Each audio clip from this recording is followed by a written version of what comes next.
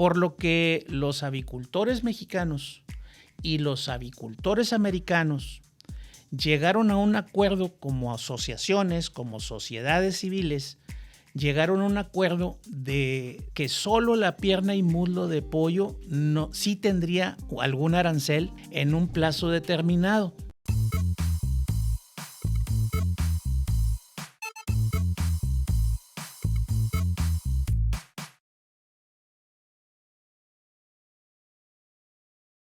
Compañeros de la carne, bienvenidos a su plataforma de Meatspad, versión en español. El día de hoy, con un episodio un poco distinto. La verdad nos hemos enfocado prácticamente en los últimos episodios o hemos hablado muy poco de la carne de ave.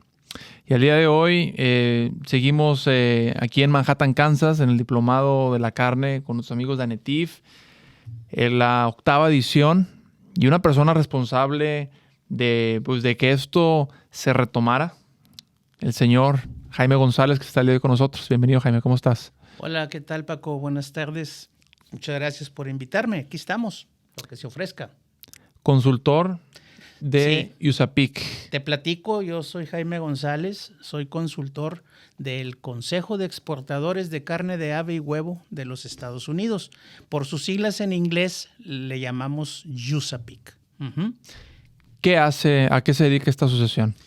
Este consejo de exportadores son los procesadores estadounidenses de carne de ave que pueden exportar a terceros países, entre ellos México. Y lo que hacen o lo que hicieron en su momento pues fue abrir oficinas en la Ciudad de México. Y ahí está actualmente como staff, pues está la directora Alma Lilia de León. Le mando un saludo, Alma Lilia. Sí, y en este momento también colabora con ella la gerente de marketing, que es Liliana Solís. Yo, en particular, soy un consultor externo que presenta proyectos a USAPIC y me los aprueban y los aplicamos. ¿Qué tipo de proyectos? Básicamente, en lo que nosotros creemos en USAPIC es que el valor agregado en la carne de ave, en este caso, y yo creo que en todas las proteínas, es lo que va a dar la posibilidad de incrementar el consumo de carne de ave y huevo, que es nuestra especialidad, y pues también de res y de puerco y todas las proteínas que se puedan manejar. Si le das un valor agregado, si le das una nueva forma, una presentación a esos productos cárnicos, las personas van a tener oportunidad de escoger un sabor, una textura para cada día. Ya no nada más consumir el día lunes un caldo de pollo y el martes un estofado de res y así. Ahora pueden tomar 2 o 3 días porque van a tener diferentes sabores y texturas para ofrecerle a la familia. Claro. Entonces, el valor agregado en México se veía muy poquito allá por las épocas de 1993, 94, cuando empezó el Tratado de Libre Comercio. Que ahorita vamos a tocar el tema de eso, ¿no? La transición del timeline, de cómo inició esto. Definitivamente en aquella época, pues el valor agregado casi no existía. Fueron muy pocas las empresas en ese momento que hicieron historia haciendo el valor agregado en la carne de ave, y la verdad es que se necesitaba más valor agregado para que la gente empezara a tener esas preferencias. Ahorita preguntabas del Tratado de Libre Comercio. Yo entré a USAPIC a trabajar, a ser consultor, más o menos en el 2003, precisamente cuando ya se estaba liberando el Tratado de Libre Comercio. El Tratado de Libre Comercio entre Estados Unidos, Canadá y México, pues se empezó a gestar allá a finales de los 80s, a principios de los 90s, y fue firmado a finales de 1993 y empezó el 1 de enero de 1994. ¿Qué significa Tratado de Libre Comercio o para qué era esto? Bueno, pues para eficientar digamos, el transporte o la comercialización de las mercancías entre uno y otro país. Se designan diferentes productos de lo que quieras, desde animales vivos hasta fierros, maquinaria, equipo, tornillos y todo lo demás. Se le asignan fracciones arancelarias o se le asignan un número. Y pues ahí estaba el pollo, la carne de res, la carne de puerco y así, ¿no? ¿Qué es lo que hacía? Que, por ejemplo, se llegó al acuerdo de que en 10 años, del 1 de enero del 1994 hasta el 1 de enero del 2003, se iban a respetar las importaciones, no iba a haber importaciones de productos de pollo en este caso, y de res pues, también, todos los productos cárnicos entre Estados Unidos y México. De tal manera que los avicultores y ganaderos en México tuvieran tiempo de, digamos, perfeccionar sus instalaciones, adecuarlas, hacerlas modernas. Ponerse al día. 10 añotes para ponerse al día. Sí, así es. Entonces, no se podía importar productos de ave, vamos a hablar de ave específicamente, en esos 10 años. Lo que sí hubo fue un cupo de importación para toda la franja norte del país, donde las tiendas, autoservicios y carnicerías de la franja fronteriza pues iban a estar en desventaja con el comercio del otro lado del río, vamos a llamarle así. Entonces había un cupo de importación que se le asignaba a esa franja para que pudieran traer mercancías o pollo o carne que se pudiera vender en la frontera a un precio competitivo con el del lado americano. Claro. Porque los que viven en, vamos a poner nombre, Laredo, Reynosa, Matamoros, Piedras Negras, todos los que viven en la frontera generalmente van y compran la mercancía de aquel lado en Estados Unidos y luego se la traían en las cajuelas. Y entonces, ¿qué iba a pasar? Que no iban a comprar a las tiendas que estaban establecidas del lado mexicano. Entonces ellos podían traer algo de carne y venderlo ahí. Entonces, esos 10 años pues estuvo prohibida la venta la importación de productos cárnicos, pero el 1 de enero del 2003 pues ya culminaba el Tratado de Libre Comercio, de tal manera que los aranceles iban a ser de 0 para todos los productos cárnicos de Estados Unidos hacia México.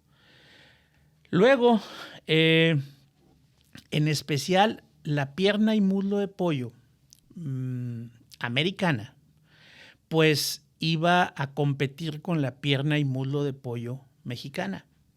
Por lo que los avicultores mexicanos y los avicultores americanos llegaron a un acuerdo como asociaciones, como sociedades civiles, llegaron a un acuerdo de que solo la pierna y muslo de pollo sí tendría algún arancel en un plazo determinado. A esto le llamaron salvaguarda, es decir, que en los siguientes 5 años, después de que culminó el Tratado de Libre Comercio en 1 de enero del 2003 y hasta el 1 de enero del 2008, solo la pierna y muslo de pollo iba a tener un arancel para proteger a la avicultura mexicana, que en la pierna y muslo de pollo mexicana se pudiera mover más libremente. Este arancel o esta salvaguarda que se acordaron entre las dos asociaciones de avicultores, tanto de México como de Estados Unidos, hablaron con sus gobiernos, con Senacica de parte de México y con el USDA de parte de Estados Unidos, y lograron convencer un acuerdo entre los dos gobiernos para que hubiera una cuota o un arancel en esa salvaguarda, que más o menos andaba alrededor del 90% en el 2003, bajó a 70% en el 2004, luego 50% en el 2005, 30% en el 2006, y luego el 10% en el 2007, para que el 1 de enero del 2008 la pierna y muslo quedara en 0%. Que hasta el día de hoy sigue. Actualmente sigue así es. Yo creo que esto sirve mucho para ver un timeline, ¿no? De cómo inició eso y pues a partir de este Tratado de Libre Comercio, NAFTA, con el presidente Carlos Salinas. Uno de los objetivos de USAPIC, sin embargo, es fomentar la comercialización y la venta al final, o el consumo de la carne de ave, tanto la carne americana, tanto la carne de pollo mexicana. Sí, efectivamente. Te platico, en USAPIC, pues nos dimos a la tarea con el Tratado de Libre Comercio de crear oficinas en México. Allá por 1995, después de la firma del tratado, se abrió la primera oficina en México de USAPIC, y ahí estuvo de director, o nombraron director, a José Luis Cruz. En paz descanse. Que en paz descanse. Sí, falleció hace un par de años. Sin embargo, ahí todavía, quedó Alma Lilia de León como directora, sí. Que fungía antes como gerente de marketing de USAPIC, y pues ahora está de directora. Sí. En el caso de que contrataron a José Luis Cruz, en paz descanse, repito, en el 95, pues empezó a tener una muy buena relación con las autoridades, tanto gubernamentales como de otras asociaciones, como la Unión Nacional de Avicultores. Y más que contrarios o rivales, o como le quieras llamar, competencia, nos hemos visto muy bien. O sea, USAPIC siempre ha tenido la mentalidad de ganar. ¿En qué sentido? En decir, ¿qué necesita la avicultura mexicana para crecer? Pues necesita capacitación, cursos, seminarios, compartirlo del valor agregado, etcétera. Vamos a hacerlo. Y nosotros en USAPIC patrocinamos algunos eventos, patrocinamos algunas actividades que tienen que ver con el fomento del consumo de carne de ave. A la Unión Nacional de Avicultores hemos apoyado en sus convenciones, en sus actividades cotidianas, ¿no? El Día Mundial del Huevo, el Día Mundial del Pollo. Participamos activamente con conferencias y pláticas. Que un gran ejemplo de esa ayuda es lo que estamos viviendo esta semana, ¿no? Aquí en Manhattan, Kansas. Platícame un poquito cómo fue esa anécdota de cómo se retomó este curso. Sí. Precisamente te decía que desde los 95 y luego en el 2003, cuando yo entré, José Luis Cruz siempre me inculcaba y me decía, licenciado, tenemos que ir siempre para adelante, tenemos que ver qué más hacemos. Empezamos por pensar y decir, tenemos que incrementar el consumo de carne de ave en México. Y digo ave cualquiera, la mexicana o la americana, la criada en México o la criada en Estados Unidos. Hicimos, y convencidos de que el valor agregado es el que nos podía llevar a esas metas, porque le puedes poner a mayor disponibilidad de producto y mayor variedad de producto al consumidor final en el mercado, decidimos que podían ser los procesadores el canal indicado para llegar a esa meta. Porque tú no le puedes decir al ama de casa, oiga, compre más pollo para que haga o compre más carne de cerdo. Pues ella va a comprar lo que siempre ha comprado y lo que necesita. Pero si el procesador le entrega de una forma diferente el producto, con otro sabor, con otra textura, pues definitivamente va a tomar no solo un paquete, a lo mejor 2 y hasta 3, para tener comidas diferentes en el transcurso de la semana. Y llámese de carne de res, de cerdo, de pollo, etcétera. O sea, todos, hay para todos en el mercado. Ahora bien, estábamos con que empezamos a difundir el valor agregado en la carne de ave. Hicimos seminarios durante 3 años aproximadamente, allá por 2006, 2007 y 2008. ¿En Monterrey o en México? En diferentes partes del país. Hicimos un seminario en Querétaro, hicimos un seminario en México, hicimos otro seminario en Monterrey y otro en Guadalajara. A veces hacíamos 2 por año. ¿Cuál era la finalidad? Mostrar el valor agregado. Y para eso llevábamos científicos, por ejemplo. Pongo, por ejemplo, a la doctora Pilar Castañeda, que ella es una consejera del Instituto Nacional Avícola, por ejemplo, y empecé a bosquejar o a hacer unos esbozos ahí de que pues esto tiene que llevar un módulo de carne, un módulo de ingredientes, un módulo de maquinaria y equipo para usar los ingredientes y la carne, y luego el HACCP. Nunca pensé en los envases o empaques. Y empecé a bosquejarlo y pedí pedí autorización a USAPIC en Estados Unidos, a la oficina matriz, que si podíamos hacer estos 4 seminarios, pero bueno, yo seguía pensando no seguía pensando como diplomado. Para mí eran 4 seminarios diferentes que iban a ser consecuencia uno del otro, ¿sí? Teníamos que empezar con lo de la carne, pero luego teníamos que dar un segundo seminario para hablar de ingredientes, el tercero para hablar de maquinaria, el cuarto para hablar del plan HACCP o la inocuidad que debe de existir en un laboratorio, en una planta.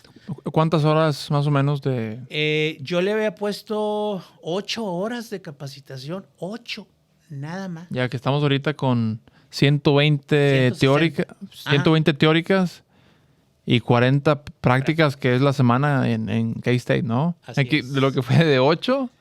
8 por cada módulo, entonces eran 32 horas. Ok, 32 horas. Ajá, en total. Y entonces me autorizaron el proyecto, me dijeron, dale, te fondeamos, te autorizamos a que gastes dinero, pues contratando profesores, contratando el coffee break de los clásicos seminarios, ¿no? El coffee break, la renta de un salón, la renta del transporte para llevar a los alumnos del hotel al salón. Todo lo que no se ve, lo que hay detrás, ¿no? Así Eso es. Pero ahí empecé a notar que me faltaba quien diera los seminarios, o sea, porque eran especialidades muy técnicas. específicas. Sí, muy técnicas. Entonces, le pedí una segunda cita a Chuy Velasco. Le dije, mira, se trata de que yo traigo un bosquejo de 4 seminarios que es uno detrás del otro, pero va a estar bien difícil que yo logre coordinar, primero, calidad en el contenido. Segundo, atraer la atención de cada uno de los que se van a inscribir en el primero, que acepte ir al segundo.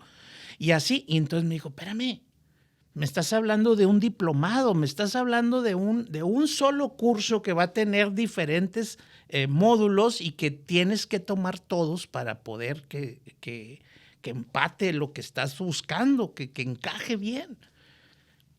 Ah, caray, o sea, yo no sabía que era un diplomado, había escuchado, pero pues, no tenía la cuestión académica. Entonces Chuy, en ese momento, pues medio se convenció y me dijo, mira, lo que necesitas es esto y esto y esto. Y me empezó a platicar una serie de datos técnicos y me dice, en ese momento me dice, déjame desempolvar mis diapositivas. Porque resulta que Jesús en 1993 o 94 regresó de Kansas State University con el doctorado abajo del brazo a dar clases en la ciudad de Monterrey, en el TEC de Monterrey, y ahí él, convencido de que tenía que enseñar de cierta forma a los estudiantes. Lo que aprendió aquí. Empezó a hablar del sistema HACCP, por ejemplo. Él fue de los pioneros del sistema HACCP en México, junto con la química Margarita Vega, que hicieron mancuerna ellos y se buscaron y empezaron a trabajar sobre eso. Entonces, Chuy ya tenía el antecedente de haber hecho un diplomado en Ciencias de la Carne en el TEC de Monterrey en los años 90, a principios de los 90. Cosa que yo no sabía a ciencia cierta o el alcance, pero sí teníamos idea de lo que podía hacer y por eso lo estábamos invitando. Entonces aceptó, desempolvó sus diapositivas, porque eso es lo que usaban antes en los 90s, y se puso a copiar todo electrónicamente. Es decir, pues tener un PowerPoint, lo que se usa ahora para hacer presentaciones. Y empezamos a platicar de cómo iba a formarse eso. Yo le dije... ¿Esto en qué año fue? En el 2003, bueno, la primera fue en 2013 y en la segunda vez que me acerqué con él fue en el 2014, a mediados del 2014. Entonces yo le dije que tenía una vigencia, mi plan, del 1 de octubre del 2015 del 2014, perdón, al 1 de septiembre o al 30 de septiembre del 2015. Entonces, cualquier cosa que hiciéramos para poder fondearnos y para poder pagar los gastos del diplomado, teníamos que gastar el dinero entre el 1 de octubre del 14 y el 30 de septiembre del 15. Y ahora sí que para empujar un poquito el marketing de vender este diplomado, fue que nos acercamos a la ANETIF. Mi jefe, el licenciado José Luis Cruz, conocía muy bien a don José Inés Cantú, claro, que en su momento estaba fungiendo como presidente de la ANETIF. Saludos a José Inés. Estaba él en su etapa de director de Ponderosa, sí, de cuando tenían esa empresa. Entonces fuimos y le tocamos la puerta ahí a su negocio, a su oficina, y le dijimos, José Inés, tenemos esta idea, traemos la idea de crear este diplomado, ya tenemos conchavado a Jesús Velasco, pero necesitamos difusión y necesitamos que nos ayudes a buscar los clientes, los asistentes, sí, los participantes, que precisamente son los asociados de la ANETIF. Pues son ¿qué son? Asociación Nacional de Establecimientos TIF. Entonces, todos eran potenciales participantes o sus trabajadores, la gente que trabajaba con ellos. Sí, los gerentes, coordinadores de calidad, así es, producción. Uh-huh. Que son la gente que toma los cursos, ¿no? Así que son es. los que se regresan y están el día a día en contacto con la industria. Precisamente, después se fue afinando mucho, pero te puedo decir que siempre estuvo en nuestra cabeza que cada uno de los participantes en los diplomados, desde el 1 hasta el número 8 que estamos llevando a cabo en esta semana, ya tenemos 8 generaciones, más de 350 personas han participado en estos 8 módulos, 8 diplomados. Entonces, la idea es que cada uno de ellos permeara la información y los conocimientos a sus jefes, a sus gentes, con quien ellos trabajan, ¿sí? Información tan importante como, por ejemplo, no sé, el choque eléctrico que le dan a las canales para que el aturdimiento, noqueo. Cómo debe de ser, de cuántos amperajes.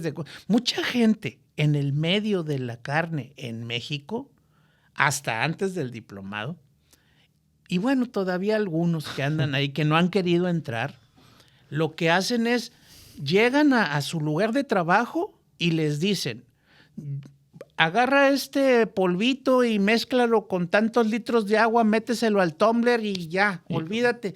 Pero no tienen la menor idea de qué está pasando adentro los músculos de la carne o de esa pieza de carne para que esté sucediendo eso. Y si hay algún problema, ¿cómo lo arreglo?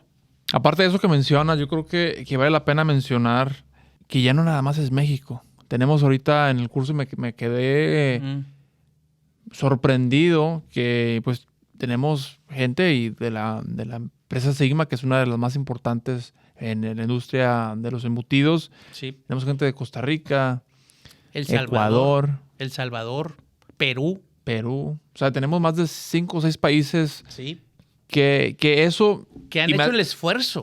No, y me atrevería a decir que es uno de los cursos, o si no el curso más completo en español que hay de ciencia y tecnología de la carne, hablando como idioma español. Yo creo que me atrevería a decirlo y vamos a seguir viendo. No me extrañaría que el próximo diplomado vengan, pues, ni si no 6, 10, 12 países diferentes que vean la importancia de... Y fíjate, bueno, y no es por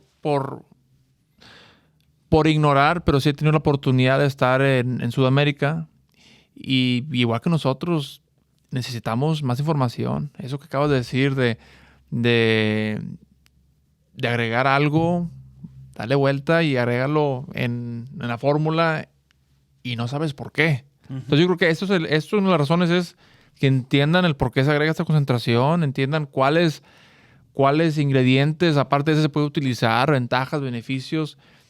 Y como dice el ingeniero Borena, ¿no? Poner la cereza en el pastel, todo lo que se ve en las 120 horas del diplomado, teóricos, ahora ver y aplicado y cómo se ve y cómo impacta la calidad, ¿no?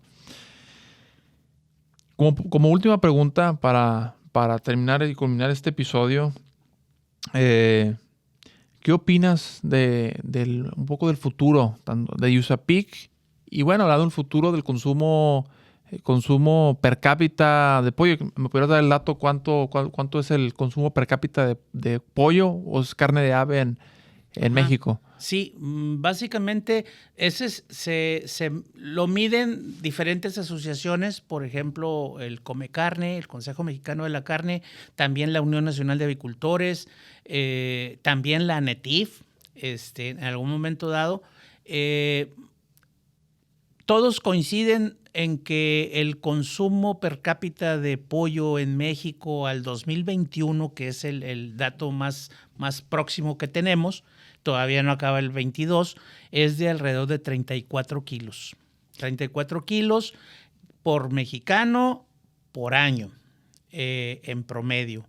Y esto significa que estamos también un poquito por arriba de los demás proteínas, tanto de res como de cerdo. Todo tiene una explicación, definitivamente. El ciclo de vida de un pollito pues es más corto, hay más pollos criándose en el año que reses o que cerdos. Y también por el otro lado, el precio, el mismo ciclo hace que el precio sea más barato el del pollo que el de las otras especies. Por lo tanto, pues tiene un poder, o sea, la gente tiene, con su poder adquisitivo, tienen más chance de llegar a comprar pollo que a comprar cerdo o a comprar res, aunque todos tienen su nicho de mercado, Claro. por supuesto.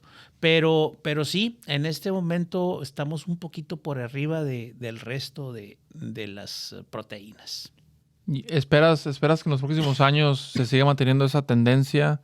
Sí, es muy probable que la tendencia sea la alza.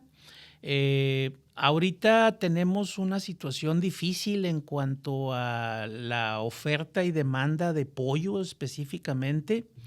Te hablo de los datos que sé. Primero, la pandemia en el 2020 hizo que la gente, los empleados, se alejaran de las plantas procesadoras por cuestión del COVID. Los pollos, como no había quien los sacrificara y los despiezara o cortara, pues empezó a bajar la producción. Y luego el transporte en el 2021 hubo un problema muy fuerte de heladas en Estados Unidos, de tal manera que el transporte de carreteras fue muy peligroso y dejaron de transportar cargas enteras durante semanas completas y se formaron huecos en el suministro de esos productos que también ayudaron a bajar la oferta y levantar la demanda y, por supuesto, encarecer el producto un poquito. Y luego viene en el 2022, cuando ya más o menos estábamos saliendo de la pandemia y criando más pollos, que llega la influenza aviar en Estados Unidos. Entonces atacó a 20 estados de la Unión Americana, de los 50 que son, es una gran cantidad. ¿Cuál fue el impacto? ¿Cuántos animales? Porque sí sé que fueron una alta... Mira, no tengo el dato exacto, pero fueron más de 40 millones de aves entre pollos y solo ciertos estados, Que no llegaron que no se llegaron a procesar, ¿no? Déjame decirte que por protocolos sanitarios y gubernamentales, cuando un brote de influenza aviar resulta en una ciudad o condado de un estado de la Unión Americana, por protocolo se cierra todo el estado mientras averiguan si hay más brotes o no cerca del que salió. Se tardan de 3 a 4 semanas en algunos casos, si no es que más, en que las autoridades sanitarias de Estados Unidos revisan muy bien y dicen, ya no hay más. Todo el problema se centra en un solo condado o en 2 o en los que hayan sido. Y entonces el resto del país, el resto del estado se libera para que pueda seguir mandando productos de exportación.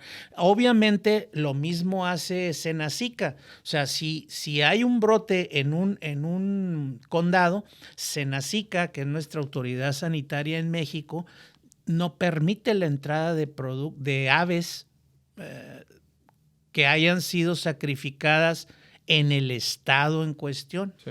Entonces eso baja la oferta otra vez, se queda el pollo en el estado y hasta que no se libera nuevamente es cuando pueden entrar al país.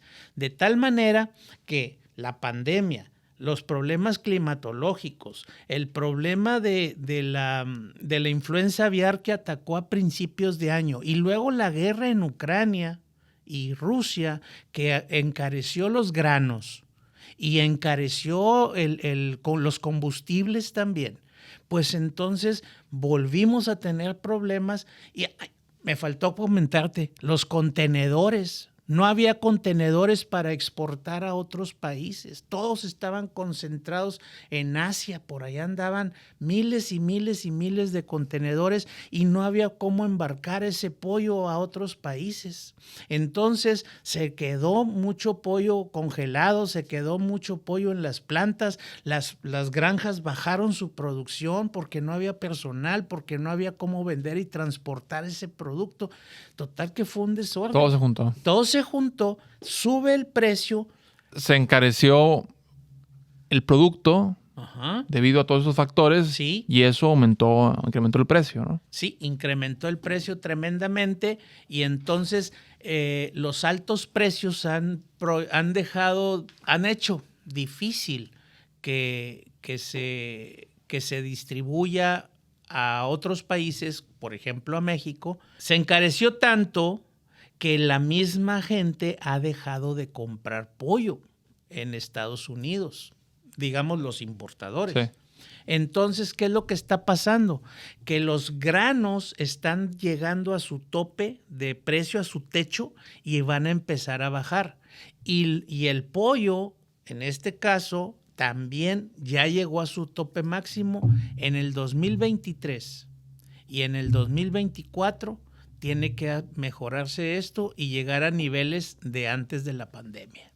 El próximo año que vengamos de nuevo aquí a Kansas State, vamos a retomar un poco a ver si es cierto que pasó. Exacto. Muchas gracias, Jaime, por tu tiempo.